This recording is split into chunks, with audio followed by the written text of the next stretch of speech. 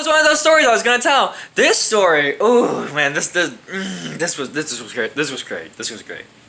Okay, so I was about 14 during the time of the story. So basically what ended up happening was that I used to have this really good best friend back in the day named Marcus. Me and him aren't best friends anymore, but that's neither here nor there.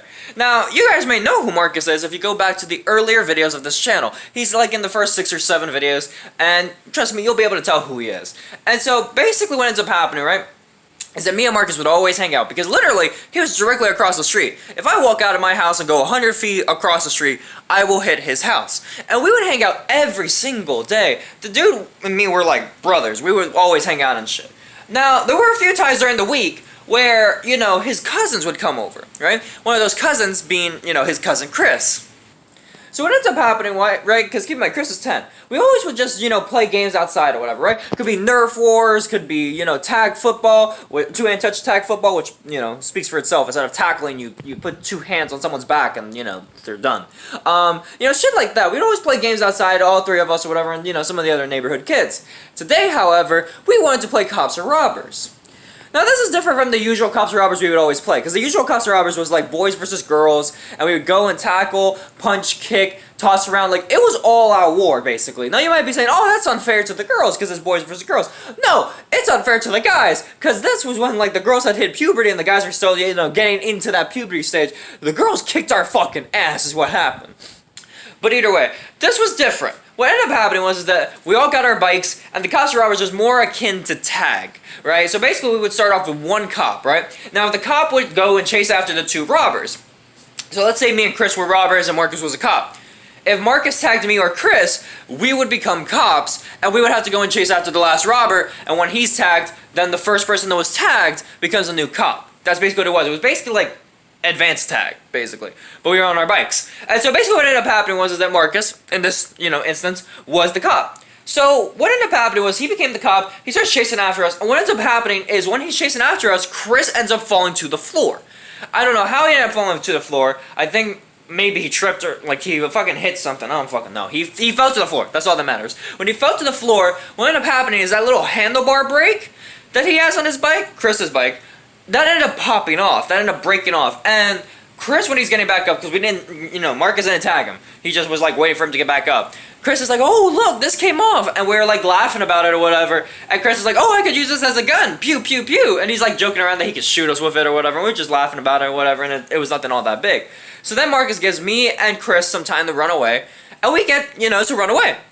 So after Chris is getting back up, he's like, you'll never catch me alive, coppers! And he's like shooting, quote-unquote, with his little handlebar break in his hands, still connected to the wire, might I add, and he's still, quote-unquote, shooting at Marcus, going behind him, going like, pew, pew, pew. And so, you know, eventually what ends up happening is that Marcus ends up actually catching up to me. He ends up catching up to me and catches me, right? So I end up becoming a cop with him. Now, what ends up happening is we had to go after Chris. So we end up chasing after Chris. We're like, all right, we got this, we got this. And so we start going after him or whatever, the 2 of us, and we start going down this, you know, decently long stretch of road. And so we're going after him or whatever, and Chris is like, you'll never catch me alive, and throws down his, you know, his handlebar brake that he has that's, you know, detached. He throws it down, and, you know, he's, you know, trying to stand up with his, you know, with his feet on the bike so that he could go faster, so he could pedal faster. The problem is that what ends up happening is that handlebar still was attached to the wire. So that wire made the handlebar go directly into the front tire. I'm not joking, I swear to God, all you see is Chris going, ha ha ha, you can't catch me! And then the bike just stops. And like the front tire flips forward. And all you see is this dude going, ah! And like, and me and Marcus just stop and we're stunned. And like his face just goes straight into the concrete. Like, boom! Like no holds bar, full speed, just flipped right into the fucking concrete. Face first. And then you're thinking like, me and Marcus were like, holy shit! Like, we were caught off guard. We're like, oh my god! And if you think that can't get any worse, this dude, like, gets his face, like, he's getting his face up from the concrete, like this.